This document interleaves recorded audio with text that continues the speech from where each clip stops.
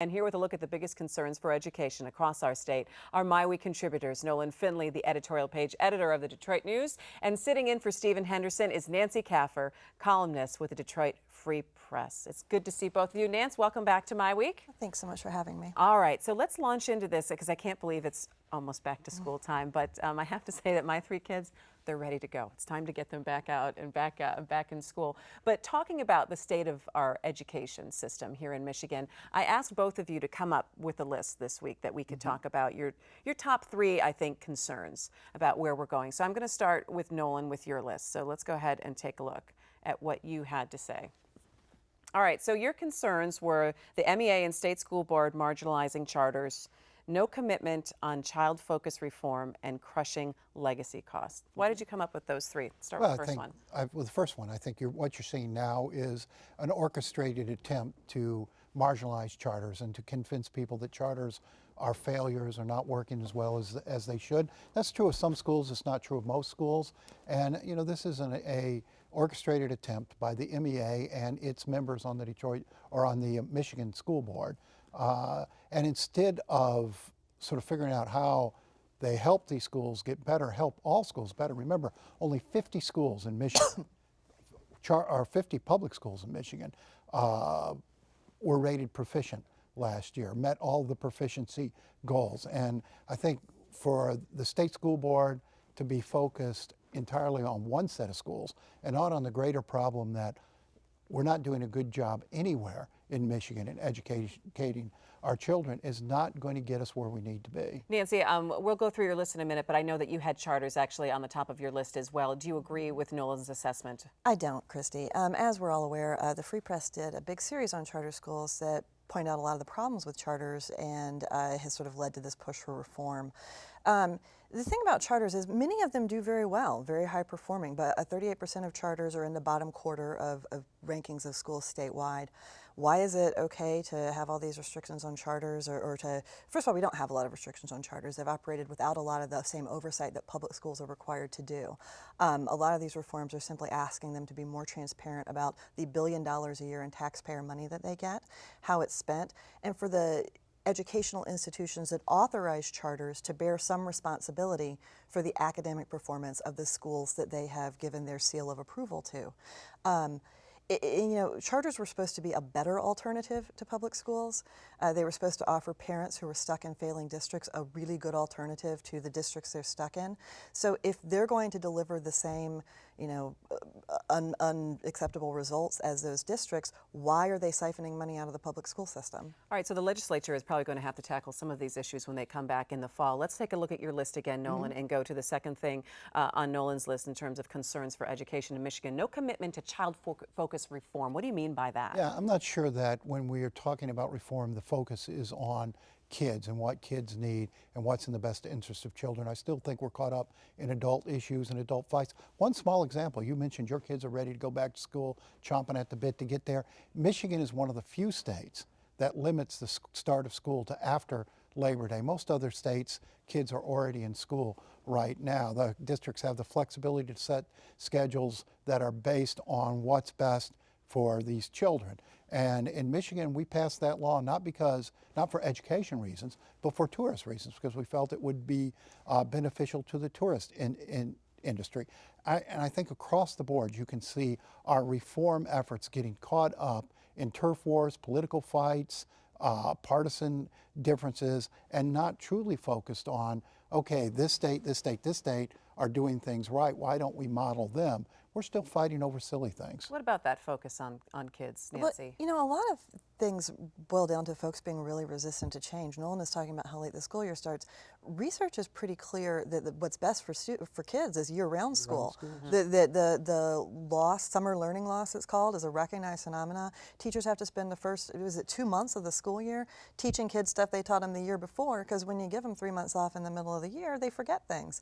You know, a model more like what the British have, where there are 6-week breaks, a couple of 6-week breaks throughout the year, a couple of 2-week breaks, seems to be a lot more conducive to kids retaining information. People are very resistant to change because we've always had summer vacation. Some people like that nice long break. Other people hate it and would really like it. But I think most people are very resistant to changing things, and but yeah, this education reform should absolutely be driven by what's best for kids. And it's become a political fight in Michigan. It doesn't matter how sensible the change. It now breaks down into a partisan fight to one side here, one side there, without anybody really stopping and weighing the merits of the reform and looking at where it might work. I mean, there are education models that are working. You don't have to start all over. Why don't we take a look at what states who are making good progress, what they're doing? Well, and some districts have gone to a year-round school. They'll take one certain maybe elementary school within their district, and I know that there are some areas that are doing pilot programs, so we'll watch those. Let's look at the third thing on your list, because I want to get to Nancy's list, concerns on education. So crushing legacy costs, something that we've been talking about a while. Yeah, I mean, an increasing amount of the money, the per pupil money that is awarded to schools is going to pay health care for retirees, pensions, health care for current workers. You know, we keep talking about money for schools. The money's been going up rather steadily every year, but so have the cost, these legacy costs. They're outpacing the amount of new money that's going into education. So we can say, oh, we're putting $300 more per pupil into these districts. That doesn't all go to the classroom. A lot of it, up to half of it, in some districts every year gets skimmed off for these legacy costs. We got to do something to get under control. We're going to be right in the same place the city of Detroit was with their costs, and we've made almost no progress in that area. Nancy? Well, and the fact is, it's not just that legacy costs are going up, it's that the state has transferred more of those costs to the individual districts.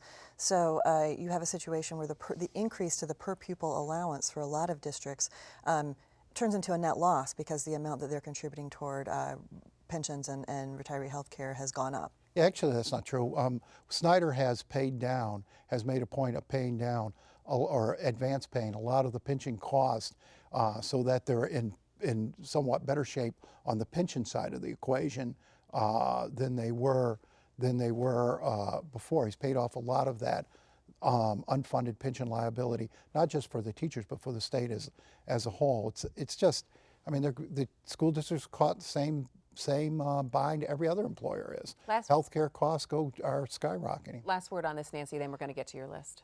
I agree that legacy costs are an issue, but the districts are paying more. That is true. All right, let's go ahead and take a look. Nancy, what is your list, your top 3 concerns? We already talked a little bit about charter reform, so I'm going to bounce to the second one.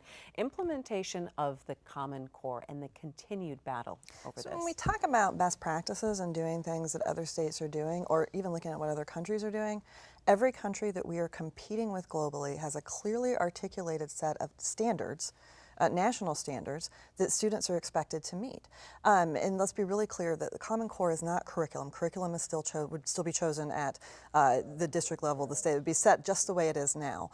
But the core standards are a set of educational goals that students need to be able to meet to say that they've completed the required coursework for the year. All the countries we're competing with have this.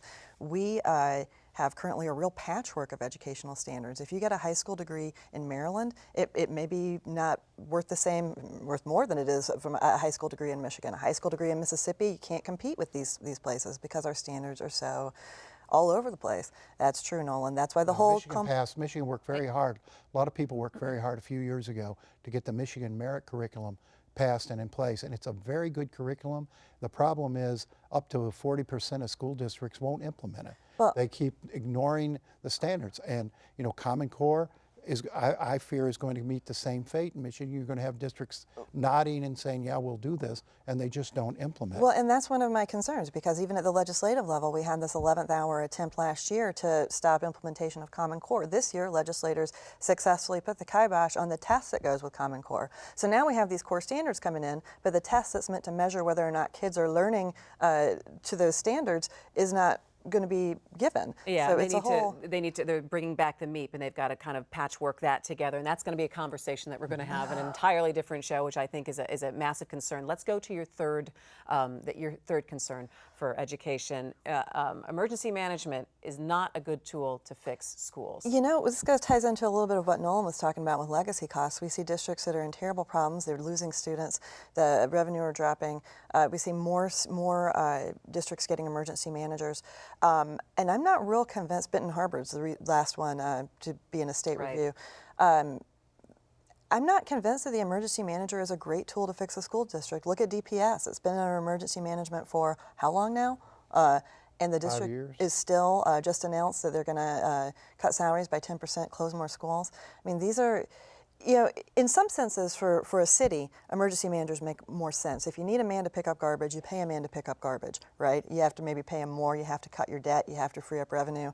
You need more houses demolished, you pay to have them demolished. Everything that happens in a school district, it's so much more complicated. And what goes into whether or not a child is learning, what happens in the classroom is a little piece of that process. So you can balance the books, but does that lead to better educational outcomes for kids? And do the things that you are doing to balance the books contribute to a better classroom experience for kids? And I'm just concerned that that it's just not the right way to handle a struggle.